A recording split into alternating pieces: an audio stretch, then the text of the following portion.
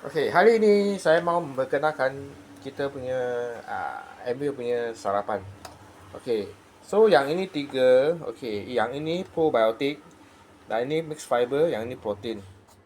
Okey, yang ini kita punya meal replacement. Okey, body key. Okey, yang ini body key meal replacement, dia ada 4 flavor lah.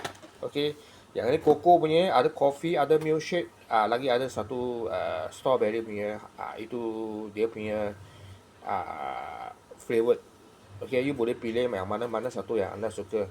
So, yang ini tiga ialah kita punya gut protein. Gut protein ialah kita minum, kita ganti untuk kita punya setiap hari punya sarapan.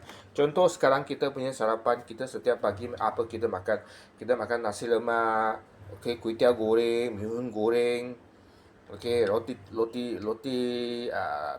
telur, teh tarik, okay. Lepas tu kita minum teh si kosong, Milo, okay. So, yang sekarang kita just tukar satu sarapan yang itu berkhasiat. Okay. Yang ini tiga ialah kita punya gut protein. Okay. Bila kita sudah ambil ini gut protein, kita akan dapat itu healthy gut, healthy self. Okay. Healthy gut, healthy self bersama dengan optimum lifespan. Maksud kita akan sihat, kita punya umur akan sihat, kita punya umur akan panjang sikit. Okay. So, yang ini tiga akan jaga kita punya stomach. Okay. Jaga kita punya liver dan bersihkan kita punya usus. Bila kita makan ini 1 bulan, okay, anda akan rasa, okay, kalau anda ada itu darah tinggi, kencing manis, okay, yang ada lain-lain punya itu yang tempat punya yang kita ada masalah punya tempat, okay, yang ini akan menurunkan masalah kita punya penyakit, okay. Dan ini juga akan bila kita makan ini sarapan, MV punya sarapan, kita akan menjadi lagi sehat.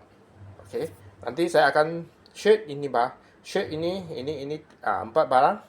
Okay. Dan kita akan lepas tu saya akan mula minum ini. Okay. Nanti saya akan buat satu video. Okay. So yang ini sarapan, saya letak ini satu paket. Okay. Dan letak itu protein powder 2 scoop. Okay. Yang ini satu probiotik dan ini satu mixed fiber.